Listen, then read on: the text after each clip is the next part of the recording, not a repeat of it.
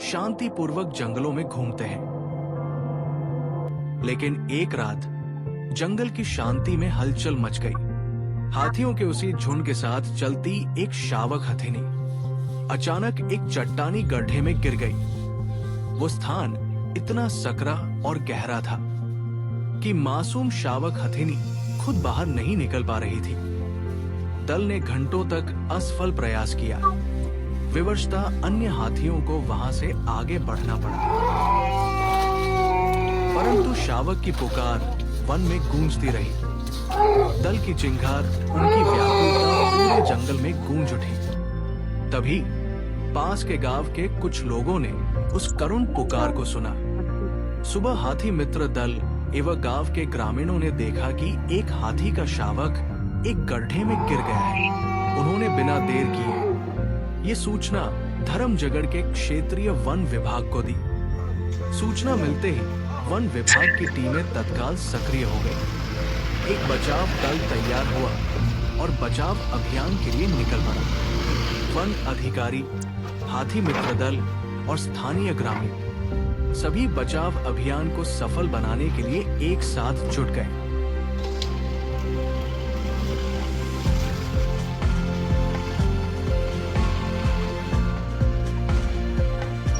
दो घंटे तक बचाव दल लगातार प्रयास करता रहा। कभी मिट्टी को हटाया गया तो कभी रास्ता साफ किया गया। बचाव दल ने हार नहीं मानी। औजारों की मदद से चट्टानों को सावधानी पूर्वक तोड़ा गया ताकि रास्ता बनाया जा सके।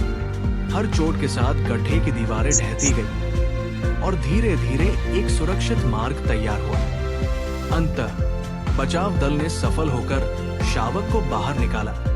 ये सिर्फ एक बचाव अभियान नहीं था, ये एक अद्भुत साहस और करुणा की मिसाल बन गया। लेकिन अब सबसे बड़ी दुविधा सामने थी, उस मासूम शावक को वापस उसके दल तक पहुंचाना।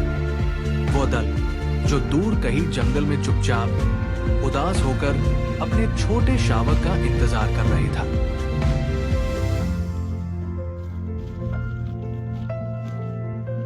शावक हथिनी के बाहर आने के बाद एक बेहद भावुक दृश्य सामने आया।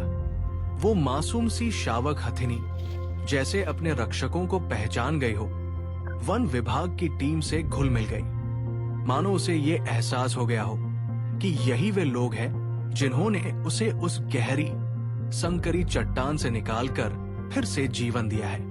तेज धूप और गर्म हवाओं के बीच वन कर्मियों ने अपने हाथियों से जुड़े व्यवहारिक अनुभव और समझदारी का परिचय दिया।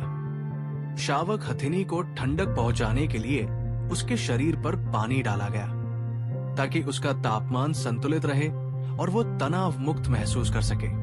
साथ ही उसे लगातार गुड़ पानी पिलाया गया जिससे उसके शरीर में ऊर्जा और नमी बनी रहे। रास्ते में झुंड के गोबर और पच्चीनों के सहारे वन कर्मियों ने उसे उसके दल की गंध सूंघाई ताकि वो समझ सके कि वो अपने परिवार से मिलने ही जा रही है। लेकिन असली चुनौती अब सामने थी।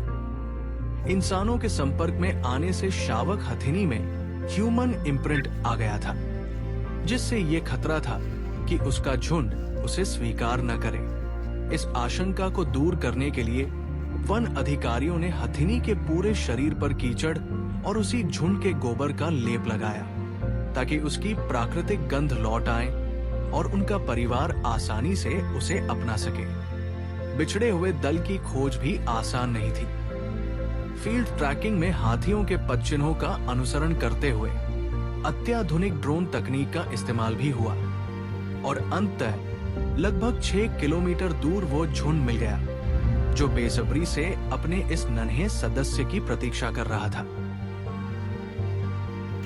वन अधिकारियों और हाथी मित्र दल ने पूरी सावधानी और समझदारी से शावक को मार्गदर्शन दिया। रास्ता मुश्किल था लेकिन इरादा मजबूत। उनका लक्ष्य था शावक को सुरक्षित उसके परिवार तक पहुंचाना। धीरे धीरे जैसे ही वो अपने दल के निकट पहुंची, उसे दूर से अपने झुंड की आवाजें सुनाई देने लगी। आवाजें जो उसे बुला रही थी, पहचान रही थी। और फिर जैसे कोई चमत्कार हुआ हो।